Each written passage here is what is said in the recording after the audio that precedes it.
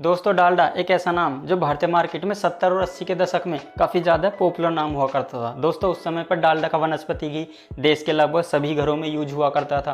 और दोस्तों उस समय पर डालडा एकमात्र ऐसी कंपनी थी जो इस तरह के प्रोडक्ट भारतीय मार्केट में बेच रही थी और लगभग कंपनी के प्रोडक्ट काफ़ी मात्रा में बिक भी रहे थे। लेकिन फिर दोस्तों कंपनी के साथ ऐसा क्या हुआ कि कंपनी के प्रोडक्ट धीरे धीरे मार्केट से गायब होते चले गए। और दोस्तों आज के समय में कंपनी के कुछ चुनिंदा प्रोडक्ट ही आपको मार्केट में दिखते हैं। तो दोस्तों एक समय पर इतनी बड़ी कंपनी होने के बाद आज कंपनी के प्रोडक्ट क्यों मार्केट से गायब होते जा रहे हैं, जानने को मिलेगा सब कुछ आज की इस वीडियो में।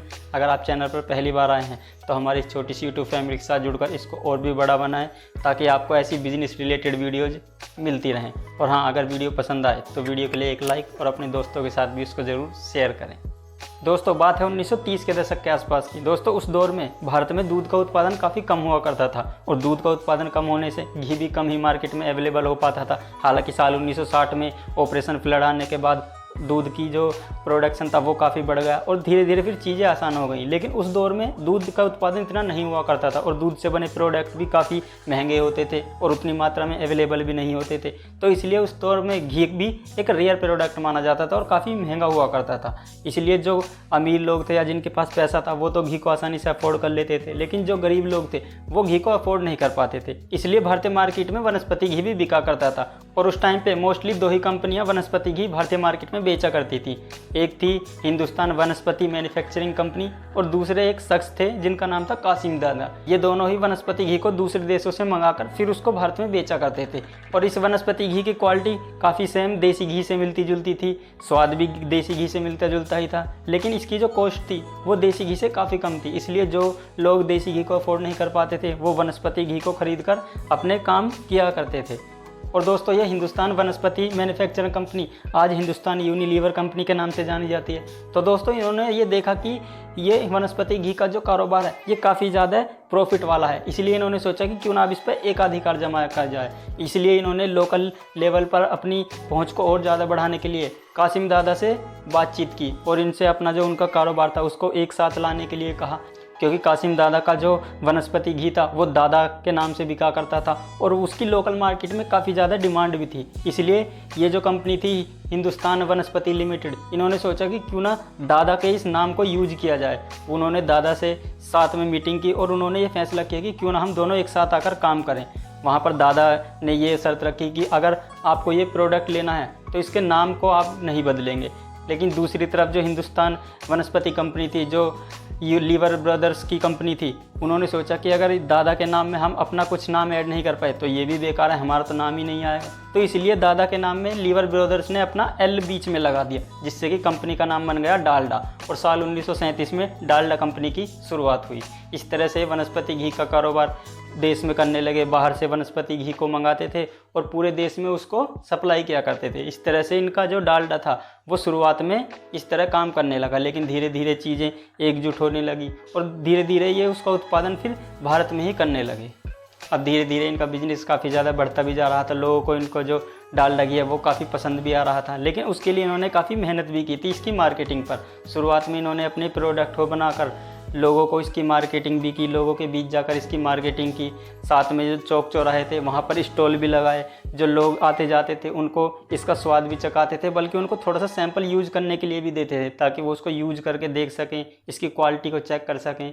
साथ ही साथ एक डालडा के जैसी जो इनके टीन के डिब्बे आते थे उस जैसी एक बस पूरी मार्केट में घूमा करती थी, रोडों पर घूमा करती थी, जो वनस्पति घी का ऐड किया करती थी। साथ में जो पढ़े लिखे लोग थे उनके लिए इन्होंने अखबारों में विज्ञापन डालने शुरू किए, जिससे कि डालडा का प्रचार प्रसार अच्छे तरीके से हो सके। और साथ ही उन दिनों में इन्होंने मूवी थिएटर्स में भी अपनी शॉर्ट फिल्म रिलीज़ की, जिससे भी लोग जब सिनेमा घर में कोई मूवी देखने जाया करते थे तो वहाँ भी वो डालडा के ऐड को देखा करते थे। इस तरह से इन्होंने अपनी एक एट्रैक्टिव मार्केटिंग की, जिसका इनको काफ़ी फ़ायदा भी पहुँचा। डालडा धीरे धीरे काफ़ी मोस्ट पॉपुलर ब्रांड बनने लगा और डालडा की जो मांग थी वो धीरे धीरे बढ़ने लगी, क्योंकि जो लोग देसी घी को अफोर्ड नहीं कर पाते थे वो इसको ख़रीदने लगे, क्योंकि देसी घी का भारत में एक अलग ही महत्व है। लोग तीज त्यौहार पर देसी घी में काफ़ी ज़्यादा चीज़ें बनाते हैं, तो इस तरह से ये उनके लिए एक आसान विकल्प था। और दूसरी तरफ इन्होंने आम लोगों के लिए छोटे टीन के डिब्बे में पैकिंग की। साथ ही साथ जो रेस्टोरेंट थे, बड़े बड़े होटल थे, उनके लिए बड़े टीन के डब्बों में डालडा की पैकिंग करनी शुरू की। होटल और रेस्टोरेंट मालिकों के लिए भी ये काफ़ी सस्ता था, वो भी इसको आसानी से यूज कर सकते थे। तो इसलिए डालडा ने एक ओवरऑल सभी को देखते हुए अपने प्रोडक्ट बनाए और साथ ही साथ उनको इस तरह से अफोर्डेबल रखा कि लोग उनको खरीद भी सकें। और साथ ही साथ इन्होंने अपनी पैकेजिंग पर भी खासा ध्यान दिया। इन्होंने अपना एक डालडा का एक पेड़ का लोगो भी बनाया जिसके नीचे साफ तौर पर डालडा लिखा होता था, और अपनी जो डब्बे और जो पैकिंग थी उसको येलो कलर में रखा, जो अलग ही एक एट्रैक्टिव दिखती थी। इससे भी कंपनी की जो मार्केटिंग थी और डालडा का जो बाजार में नाम था उसको पहचानने में काफ़ी ज़्यादा आसानी होती थी। लोग देखते ही डालडा के प्रोडक्ट को पहचान लिया करते थे। तो इस तरह से उस दौर में वह घी का नाम ही डालडा हो गया था। लोग शॉप पर जाकर घी नहीं बल्कि डालडा के नाम से ही चीज़ों को मांगा करते थे। हालांकि साल 1980 तक कंपनी का प्रोडक्ट काफ़ी हिट हो चुका था, लेकिन उससे पहले साल 1950 में इनको काफ़ी दिक्कतों का सामना भी करना पड़ा था, क्योंकि साल 1950 में लोगों की ऐसी मांगें उठी कि डालडा स्वास्थ्य के लिए हानिकारक है। और ये मांग इतनी तेज़ उठी कि उस समय के प्रधानमंत्री पंडित जवाहरलाल नेहरू ने एक सर्वे भी करवाया। हालांकि उस सर्वे का कोई नतीजा नहीं निकला। इस तरह से वो बात वहीं पर दब गई और डालडा अपनी जर्नी में आगे बढ़ता चला गया। लेकिन दोस्तों फिर साल 90 के दशक आने तक कंपनी पर एक और ग्रहण लग गया और कंपनी पर एक और बार सवाल उठे कि कंपनी में हाई फैट है और जो लोगों के स्वास्थ्य के लिए हानिकारक है। इस तरह से फिर वहाँ पर डालडा के लिए काफ़ी मुसीबत वाली चीज़ ये हो गई थी कि लोग थोड़े जागरूक भी हो गए थे।